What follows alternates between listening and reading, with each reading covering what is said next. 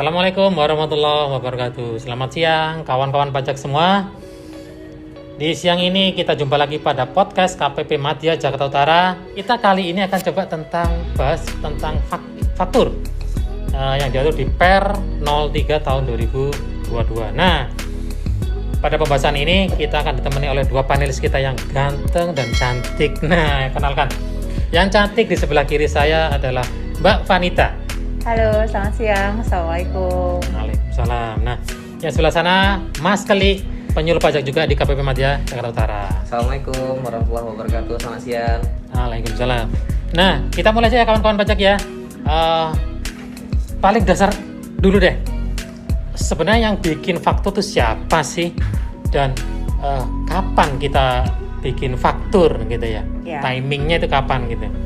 Oke, jadi sebelumnya kita sampaikan dulu terkait dengan faktur ini. Memang ada yang baru ya. Selain yang heboh itu masalah tarif ya. Ya, tarif memang baru. Ini per tanggal 1 April kemarin pemerintah melalui Direktorat Jenderal Pajak itu menetapkan tarif PPN yang baru di tarifnya 11% ya. 11%. Jadi mungkin, selain itu kita juga sudah update aplikasi.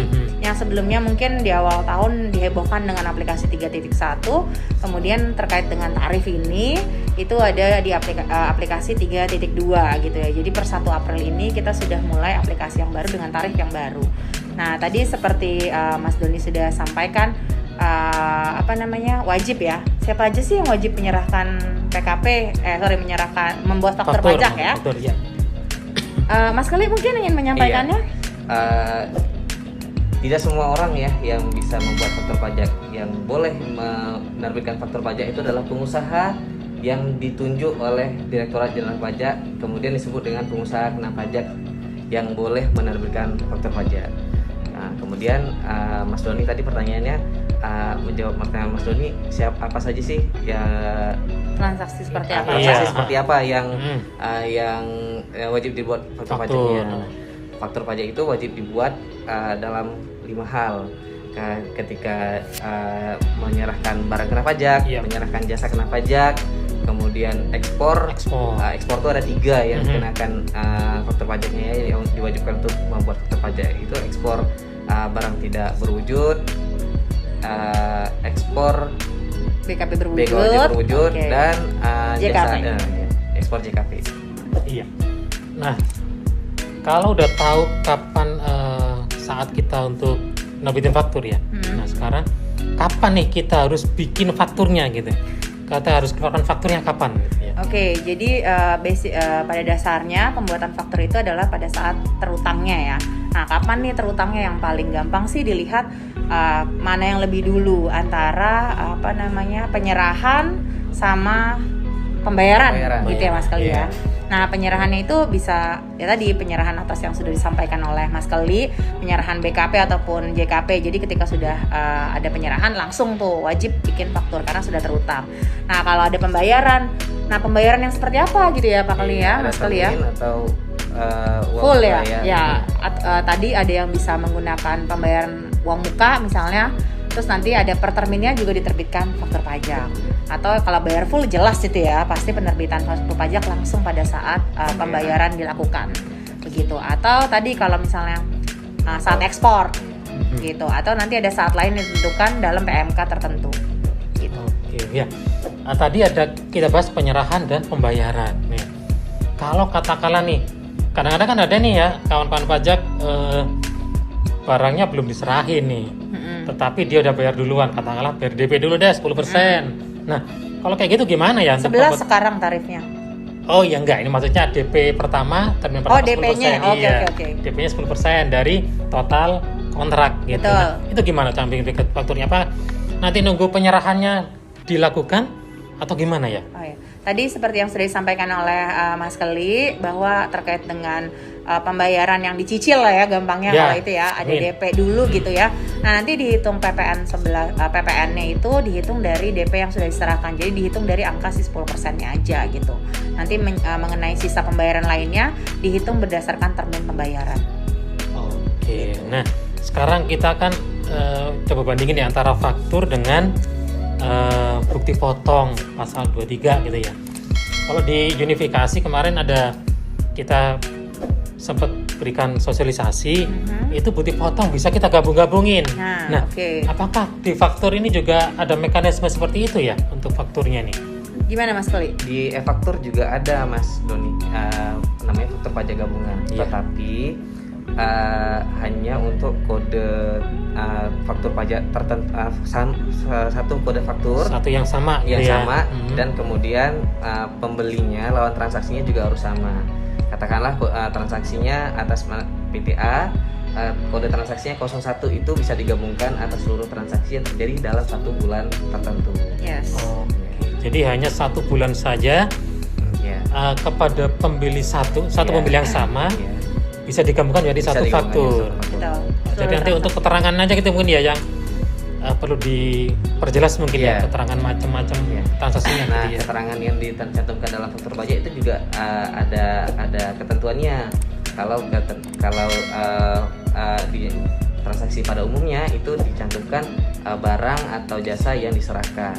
Kalau misalkan pertanggalnya katakanlah di penyerahannya terjadi secara mingguan, maka dicantumkan di keterangan faktur tersebut barang yang diserahkan pada minggu pertama apa, minggu kedua apa. Kolomnya tentu faktur pajaknya akan panjang. Iya, banyak gitu ya. Dan tadi harus dibuat paling lambat ya akhir bulan. Itu gitu. Iya. Gitu. Jadi bukan menunggu bulan berikutnya gitu ya, tidak disamakan dengan pelaporan. Jadi misalnya ini bulan apa? April ya. Nah, jadi untuk transaksi April paling lambat dibuat 30 April penggabungannya gitu. Tapi kalau katakanlah ya Mbak Fani dan Mas Keli, ada kawan pajak nih, dia transaksinya ke satu pembeli pembeli aja nih ya, dikumpulin dari tanggal 5, 7, 10, 20. Nah, apakah nanti boleh dibikin tanggal 22 untuk faktur pajak gabungannya atau harus nunggu tanggal 30 untuk pembuatan faktur gabungannya itu? Ya, tadi kan disebutkan di situ paling lama ya, akhir bulan, betul. Karena kalau dia mau gabungin misalnya di tengah-tengah bulan ya, itu nggak masalah. Jadi nggak harus nunggu tanggal. Ya. Kalau misalkan, biar nggak pusing bikin berkali-kali ya. Itu menjadi fasilitas, boleh digunakan atau dipilih oleh wajib pajak, mau sampai dengan akhir bulan juga boleh, di tengah-tengah bulan apabila sudah banyak daripada nanti mau nunggu transaksi berikutnya, karuan di-cut aja. Tidak masalah. Jadi tidak harus menunggu 30 akhir bulan. Ya. Nggak harus menunggu itu ya. Jadi ini adalah opsional ya. Batasnya pada paling akhir, lama ya, paling lama akhir bulan. Ya. Jangan sampai lewat itu karena nanti udah beda aturan lagi yang dipakai. Nah, sekarang kawan-kawan pajak, tadi udah kita pahami ya kapan kita bikin fakturnya, pajak penyerahan atau pembayaran gitu ya, terus bisa digabungkan juga untuk fakturnya. Nah, sekarang cara pengisiannya nih di faktur itu yang krusial di PER 03 yang beda dengan PER sebelumnya itu apa sih di faktur ini untuk pengisiannya? Ya, kalau yang terbaru yang terbaru itu kalau tadi Mas Feli sudah sampaikan tadi keterangan dalam faktur gitu ya. Selain tadi keterangan jenis barangnya gitu untuk dicantumkan juga, itu yang paling penting adalah identitas pembeli dari si BKP ataupun penerima JKP itu sendiri. Nah, ini memang di ketentuan di PER 03 ada yang diperbarui bahwa misalnya itu wajib mencantumkan NPWP.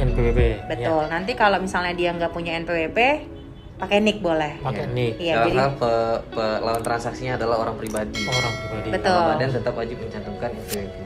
Betul. Tapi kalau misalnya dia orang asing kan nggak punya identitas lain, pakai nomor paspornya boleh. Nomor paspor boleh. Betul. Iya. Terus kalau misalnya yang beli ternyata subjek pajak luar negeri gitu ya, tapi kan tadi ada ekspor JKP ya tadi sudah disebutkan atau ekspor BKP. Nah, pastikan di situ masukkan nama dan alamat dari si pembeli luar negerinya gitu. Baik, jadi ini yang perlu digarisbawahi ya di PER 03 ini ada kewajiban untuk mencantumkan NIK. Ya, kalau nggak ada punya NPWP. Iya, apabila lawan kita atau pembeli kita tidak memiliki NPWP tersebut. Yes. NIK itu wajib kita cantumkan. Jadi, betul. Alangkah baiknya nih ya, mungkin buat pesan kawan-kawan pajak, sebelum bertransaksi nih ya, betul. Kita pastikan NPWP-nya ada apa enggak. Ya. NIK-nya ada apa enggak? Kalau NIK-nya ada, boleh nggak kita minta? Itu mungkin ya. Betul. Jadi nanti pada saat kita bikin faktur udah lancar bikinnya gitu ya. Betul. Data-data semua udah lengkap. Nah, pada saat kita udah bikin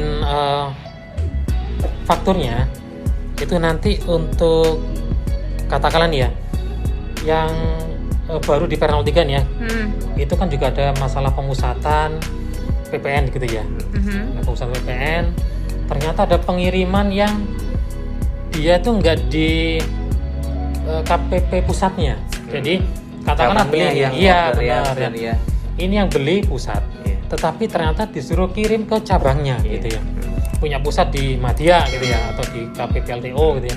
Kayak disuruh kirim ke KPP yang dari Pertama Semarang. Itu cara penulisan identitas pembelinya gimana itu untuk detailnya sesuatu dia? yang baru juga ya Mas Doni, yang baru diatur di Per 03 ini tahun 2022. Jadi teman pajak jika di aturan sebelumnya belum diatur, nah di aturan Per 03 ini bagi WPKP yang telah memilih untuk pemusatan PPN, jika yang mengorder barang atau JKP tersebut adalah cabangnya, maka identitas yang tercantum di dalam faktur pajak tersebut NPWP tetap NPWP yang dipusatkan, NPWP cabangnya ya, pusatnya ya. Nah, kemudian alamatnya tercantum adalah alamat cabang atau pusat sebenarnya yang mengorder PKP atau JKP tersebut. Oh, jadi katakanlah kalau kita kirim ke Semarang gitu ya. Jadi di faktur kita NPWP-nya NPWP pusat. Iya. Tapi alamatnya alamat merefer ke Semarang gitu ya. Oh, itu yang baru di Per 03 nih ya kawan-kawan pajak, perlu diperhatikan apabila ada pemusatan, ternyata pengiriman barangnya tidak di KPP pusat, maka pengirimannya alamatnya adalah sesuai dengan pengiriman BKP atau JKP tersebut. Betul. Ya. Ini terkait nanti dengan karena kan tadi identitas pembeli yang dimaksud dengan Mas Keli tadi ya. Artinya si penerima barang atau penerima JKP tadi itu sendiri ya Mas Doni ya. Jadi makanya kenapa alamat itu menjadi penting agar bisa dikreditkan tadi faktur pajaknya, sehingga tidak dianggap faktur pajak yang tidak lengkap. Tidak lengkap. Oke. Nah, ada kalanya juga nih ya antara alamat yang katakanlah di update sekarang gitu ya, bertempat sekarang itu tidak sama dengan PKP dia dulu, SPPKP. Iya.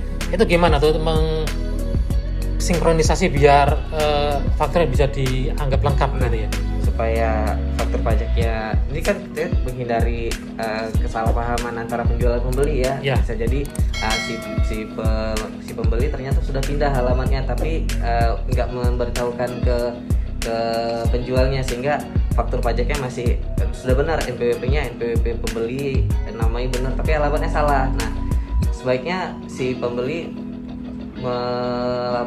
ajukan perubahan data dulu ke KPP, kemudian SKT-nya diserahkan kepada penjual. Oke, baik. Itu menghindari faktur pajak itu bisa dikreditkan atau tidak, gitu Mas Doni. Jadi jangan sampai nanti ketika katakanlah ada pemeriksaan atau ada pengawasan dari AR, bahwasanya faktur pajak ini tidak eligible untuk bisa dikreditkan. Tidak diakui gitu tidak ya. Tidak diakui. Nah, kan sayang ya transaksinya benar-benar terjadi tapi faktur pajaknya dianggap tidak dapat dikreditkan. Nah, ini cara satu lagi nih kawan pajak. Jadi ya, katakanlah buat kawan-kawan pajak yang udah pindah alamat nih, ternyata sampai sekarang belum update alamatnya di data kami gitu ya. Kami sarankan untuk segera untuk mengupdate-nya. Jadi nanti agar bisa mendapatkan SKT atau SPPKP yang baru dengan alamat yang baru. Benar. Nanti di fakturnya otomatis akan update ke alamat yang baru. Gitu ya. Nah, sekarang kita coba ngomongin yang masalah DPP-nya nih. DPP di faktur itu kalau di Per 03 ini ada berapa macam sih yang dipakai di DPP itu di Per 03 kalau ini? Yang terbaru ya, dia itu menyebutkan adanya nilai tertentu Mas Doni, nilai tertentu dan besaran tertentu. Betul, itu yang baru. Nanti teman-teman kawan-kawan pajak ya bisa lihat di apa sih besaran tertentu itu, apa sih nilai tertentu itu ada di pasal 8 dan pasal 9, 8A dan pasal 9 terkait dengan nilai tertentu dan besaran tertentu. Nah, itu adalah menyangkut terkait dengan penghitungan DPP-nya berapa gitu ya. Itu yang terbaru. Kalau yang lainnya masih sama terkait dengan sesuai dengan harga jual atau nilai penggantian atau sebesar uang muka atau sebesar termin. Nah, yang terbaru di Per 03 ini adalah memunculkan nilai tertentu ataupun besaran tertentu. Oke, ya, ini kawan pajak ya. Perlu catat lagi nih, ini baru lagi nih di Per 03. Adanya DPP dengan menggunakan besaran tertentu. Itu diatur di pasal 9A ayat 1 ya. Itu ada nilai besaran tertentu. Ini baru di PR03. Ini beda dengan DPP nilainya ya, Mbak Panit ya? Beda ya? Nah, beda ini.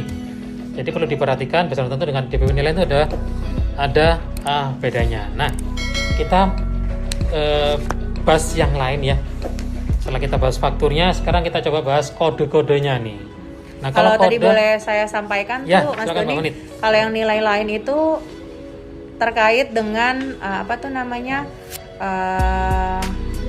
misalnya kasih pemberian cuma-cuma gitu ya ke pegawai gitu ya, nanti pakai langsung pakai nilai HPP-nya DPP gitu. Nilai lain ya. Betul, itu contohnya. Ya, baik. Jadi kalau DPP nilai lain yang dikalikan terlebih dahulu adalah DPP-nya gitu ya. Baik, seperti itu ya kawan pajak ya. Untuk DPP nilai lain kita menggunakan DPP pokoknya dikalikan dengan tarif pajaknya terlebih dahulu ya untuk mendapatkan DPP nilai lain. Betul. Nah, sekarang kita coba bahas apakah ada sih perubahan di kode transaksi faktur di PR03 ini, apakah ada yang baru atau sama aja dengan kemarin gitu ya? Gimana? Kalau atau yang Mas Keli? berbeda cuman di ada kode 05. 05. Ya betul, Iya. itu adalah penyerahan dengan besaran tertentu tadi. Oh, yang tadi itu kawan pajak ya. Itu aja besaran yang tertentu. berbeda di PR03. Itu aja ya. Jadi untuk yang kode-kode yang masih lama dipakai juga ya? Masih. Kode 1, 2, 3 masih dipakai, 4 gitu ya. Iya, sampai 9. Nah, kawan pajak, karena di PR03 memunculkan istilah besaran tertentu, maka mau nggak mau kode pajaknya, kode fakturnya juga akan menambah.